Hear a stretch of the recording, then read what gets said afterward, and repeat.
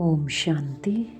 आज बाबा हमें कहते हैं, मीठे बच्चे, सबको यही पैगाम दो कि बाप का फरमान है, इस पुरुषोत्तम संगम युग पर पवित्र बनो तो सतयुग का वर्षा मिल जाएगा। बाबा आज हमें पैगाम देने को और फरमान पर चलने को कहते हैं।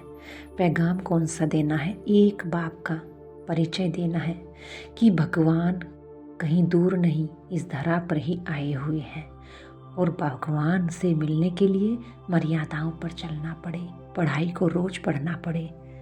बाबा कहते युक्ति से सबको बाप का फरमान पैगाम देना है। और आज बाबा फरमान की यानी आज्ञा की बात करते हैं कि इस पुरुषोत्तम संगम युग पर तुम्हें पवित्र बनना ही होगा, तभी तुम्हें सतयुग का वर्षा मिलेगा। क्योंकि देवताएं ही सतयुग के मालिक दिखाए हैं और देवताएं पवित्र हैं, तन से भी पवित्र और आत्मा से भी पवित्र हैं। तो संगम पर ही हमें स्थूल और सूक्ष्म दोनों ही पवित्रता चाहिए, क्योंकि सतयुग में हमें लाइट का और रतन जड़ित ताज दोनों ही मिलते हैं। इसलिए दो प्रकार की पवित्रता बताई जाती है। सूक्ष्म होती है मन बुद्धि संस्कारों की पवित्रता और स्थूल होती है इस तन की पवित्रता। और ये पवित्रता कहाँ से आती है? एक शिव बाबा को याद करने से, क्योंकि शिव बाबा पवित्रता का सागर है और जितना हम उन्हें याद करेंगे, उनकी याद में रहेंगे, हमारे संस्कार भी पवित्र बनते जाएंगे। असल में तो पवित्रता ही सुख शांति की जननी है। हमें सुख शांति के लिए कोई प्रयास नहीं करना पड़ता, बस बाबा को याद करके पवित्र बनना होता है। और बाबा को याद करते करते हम पवित्र भी स्वतः बन जाते हैं। यानी पवित्रता में ही सब कुछ है, उसके लिए कोई भी मेहनत करनी नहीं पड़ती, परंतु याद पर ध्यान देना पड़ता है। इसीलिए गीता में बाबा कहते हैं, सब धर्मानि परित्यज्य मामेकम शरणम, यानी सभी धर्मों का परित्याग करके एक मेरी शरण यानी मुझे ही याद करो, मेरी ही श्रीमत पर चलो, तो तुम्हें कभी दुख हो नहीं सकता। कई बार हम बाबा की श्रीमत को समझ नहीं पाते। हम तो यही समझते हैं जितनी बाबा मुरली के माध्यम से हमें श्रीमत दे रहा है, बस यही श्रीमत है। लेकिन इस श्रीमत की गहराई भी बहुत ज़्यादा है और जितना आत्मिक स्थिति होगी उतनी इस समझ को हम बढ़ाते चले जाएंगे। फिर वास्तव में हमें पता चलेगा कि गहराई तो और भी बहुत ज़्यादा है, जो कि हमें अब और भी आगे जाना है। जो आगे जाने वाले पुरुषार्थी होते हैं उन्हें हर बात की समझ आने लगती है कि बाबा कौन से श्रीमत हमें आगे बढ़ाने की देते हैं, क्योंकि याद से ही श्रीमत है।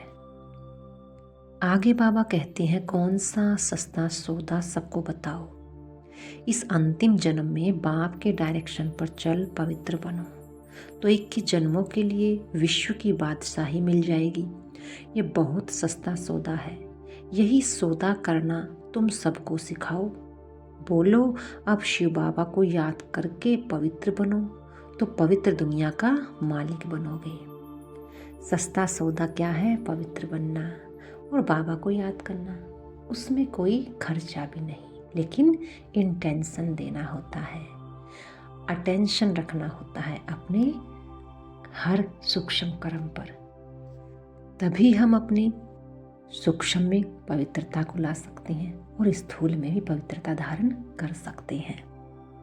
बाबा हमसे कौन सा सौदा करते हैं कि बच्चे, जो तुम्हारा पुराना कखपन है, अर्थात जो तुम्हारे पुराने स्वभाव संस्कार आदतें हैं, वो सब मुझे दे दो और जो मैं तुम्हें दे रहा हूँ उसे अपने जीवन में लाओ। ये सस्ता सौदा बाबा हमें करना सिखलाते हैं, जिससे तुम जीवन में ला करके पवित्र बनोगे और पवित्र दुनिया के मालिक बन जाओगे।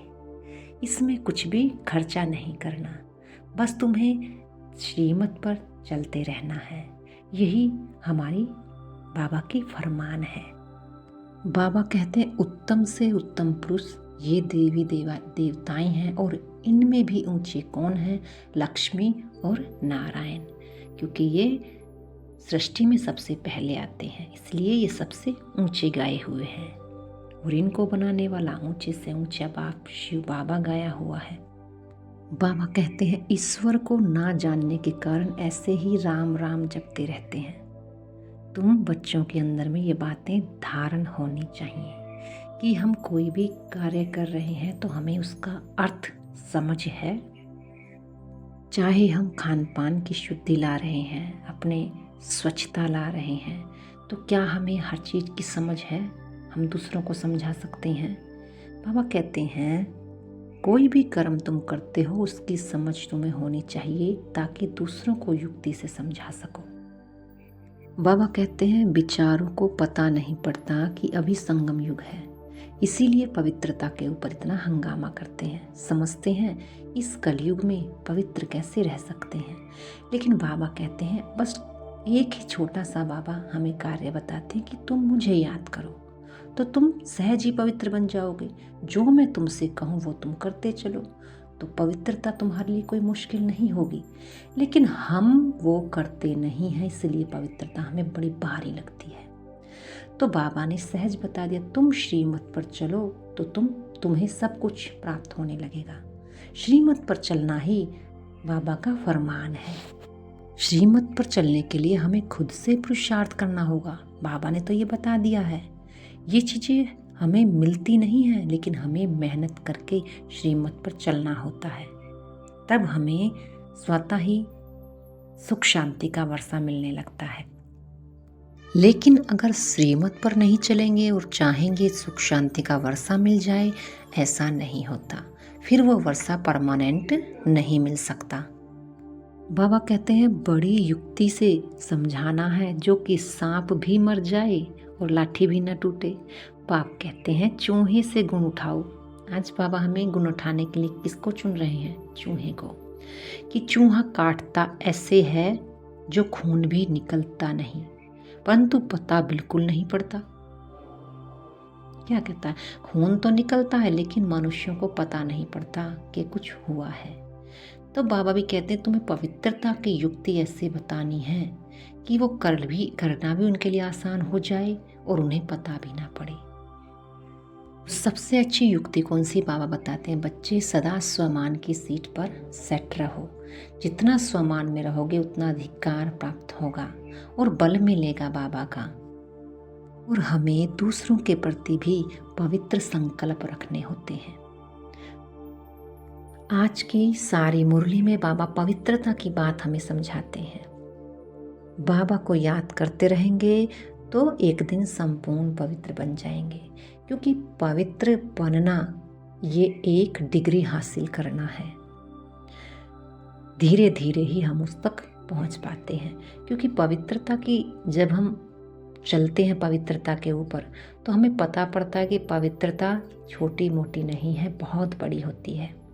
मनसा का भी ध्यान रखना होता है, स्थूल में भी पवित्रता का ध्यान रखना होता है। तो इस बात से बिल्कुल भी घबराए नहीं कि कैसे होगा, इतना तो लंबा चौड़ा है, होगा ही नहीं। बस पुरुषार्थ करते रहें, एक दिन पवित्र बनकर पवित्र दुनिया का वर्षा ले ही लेंगे। हारना नहीं है, माया से कभी भी हार नहीं खानी है। बस बाबा की श्रीमत पर सदा चलते रहना है।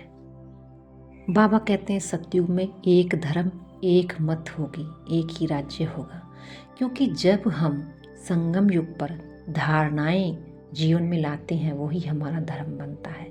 मर्यादा ही मर्यादा पुरुषोत्तम बनाती है। जितनी भी हमारी मर्यादाएं हैं, नियम हैं, हमें उन्हें कभी भी किसी भी हालत में छोड़ना नहीं है।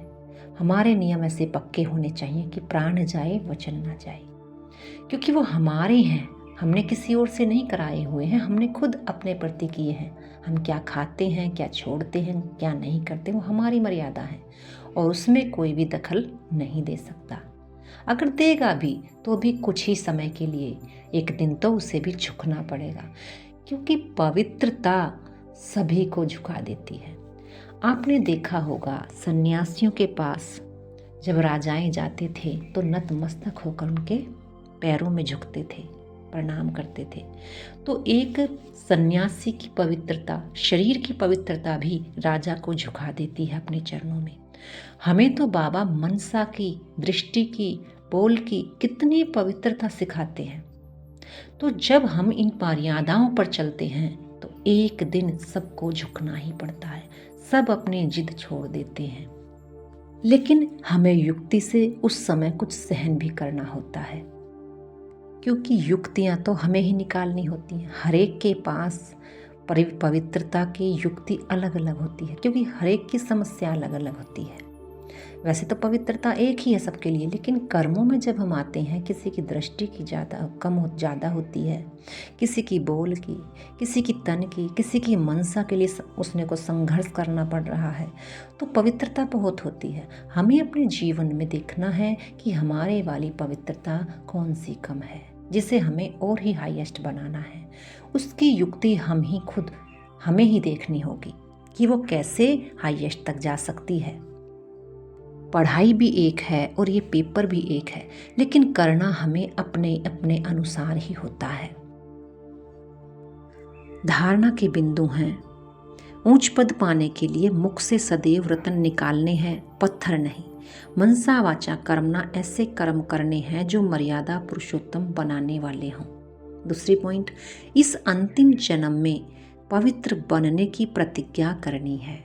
पवित्र बनने की ही युक्ति सबको सुनानी है। आज का वरदान है एवर रेडी बन। हर परिस्थिति रूपी पेपर में फुल पास होने वाले एवर हैप्पी भव। जो एवर रेडी हैं उन्हों का प्रैक्टिकल स्वरूप एवर हैप्पी होता है। कोई भी परिस्थिति रूपी पेपर व प्रकृति आपदा द्वारा आया हुआ पेपर व कोई भी शारीरिक कर्म भोग रूपी पेपर आ जाए, इन सब प्रकार के पेपर्स में फुल पास होने वाले को ही एवर रेडी कहेंगे। जैसे समय किसके लिए रुकता नहीं, ऐसे कभी कोई भी रुकावट रोक नहीं सकती। माया के सूक्ष्म व स्थूल विघ्न एक सेकंड में समाप्त हो जाएंगे, तब एवर हैप्पी रह सकेंगे। स्लोगन है, समय पर सर्वशक्तियों को कार्य में लगाना, अर्थात मास्टर सर्वशक्तिमान बनना। मास्टर सर्वशक्तिमान कैसे बनते हैं? जितनी बाबा की शक्तियाँ, गुण हमें मिले हैं, उसे कार्य में अर्थात कर्मों में लगाकर उनको बढ़ाना ही सर्वशक्तिमान, मास्टर सर्वशक्तिमान बनना है। अच्छा, ओम शांति।